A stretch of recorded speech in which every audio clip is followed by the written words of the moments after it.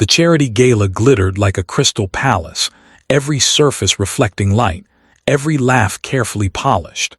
Amelia Hart stood near the tall windows overlooking the city, a woman the magazines called untouchable. She wore elegance the way others wore armor. The loss that had carved hollows inside her was invisible beneath silk and diamonds. 5 years ago, her daughter Lily had vanished from a park crowded with parents, nannies, and summer noise. 5 years of searches, investigators, psychics, false hopes, and crushing silence. The world moved on. Amelia did not. Tonight's event was for missing children. Irony, some whispered, others called it courage. Amelia called it penance. As she prepared to step on stage, a small disturbance rippled near the entrance.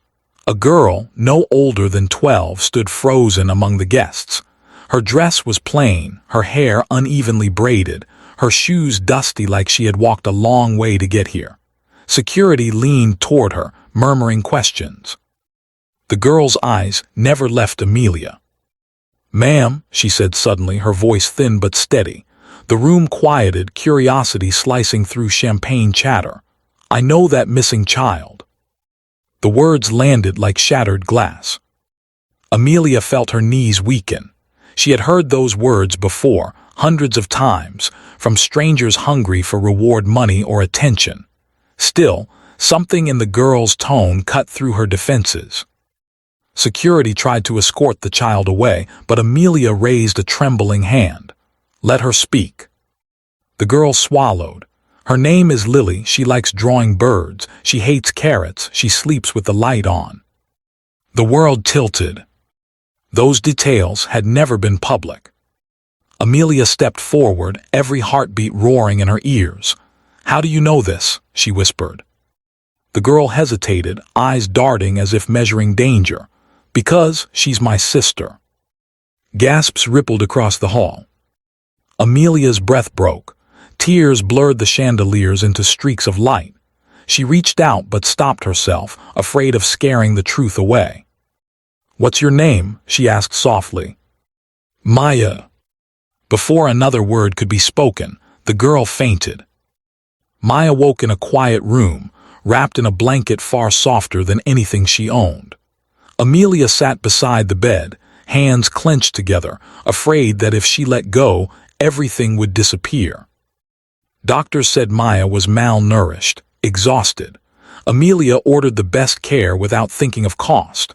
Money had never solved the one thing she truly needed. When Maya opened her eyes, fear flashed first, then recognition. "You're Lily's mom," she said. Amelia nodded, tears slipping freely now. "Please," she whispered, "tell me everything." Maya stared at the ceiling, gathering courage. "We lived in a house near the river, not nice. A woman brought Lily there, said she found her crying alone. I was younger, I believed her." Amelia's chest tightened. "Where is Lily now?" Maya turned her head, eyes dark with guilt. "She got sick last winter. The woman didn't want to take her to a doctor, said questions were dangerous." Her voice cracked. "Lily kept asking for you, every night." The words tore through Amelia, raw and unforgiving. She pressed a hand to her mouth to keep from screaming. "She didn't die," Maya said quickly, seeing the terror on Amelia's face. "She survived. But one night the woman left us alone. I woke up and Lily was gone. I think she went looking for you." Hope and agony twisted together. "Why didn't you come sooner?" Amelia asked, hatting herself for the question even as it escaped. Maya's eyes filled. "I didn't know your name, only your face from an old newspaper picture. When I saw you tonight, I knew." Amelia reached out then, gently taking Maya's hand. It was small, calloused, painfully real. "You did the bravest thing imaginable." The police were called. Investigations reignited with renewed urgency. Amelia stayed beside Maya through every interview, every tear. For the first time in 5 years, she felt something other than emptiness. She felt purpose. The search took weeks. Leads spread across cities and shelters, subway stations and abandoned buildings. Amelia funded everything, but more importantly, she went herself. walking streets she had never noticed, listening to stories she had never heard. Maya stayed with her, slowly healing, slowly smiling. She drew birds too. One rainy evening, a call came. A girl matching Lily's description had been found at a train station 2 states away. Thin, scared, clutching a crumpled piece of paper with a single name written on it. Amelia drove through the storm herself.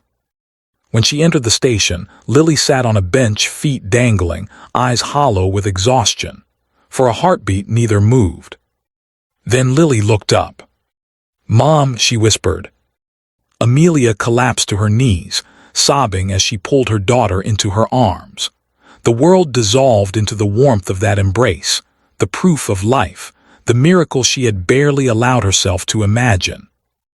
Lily cried too, hard and shaking, as if releasing years of fear in one breath.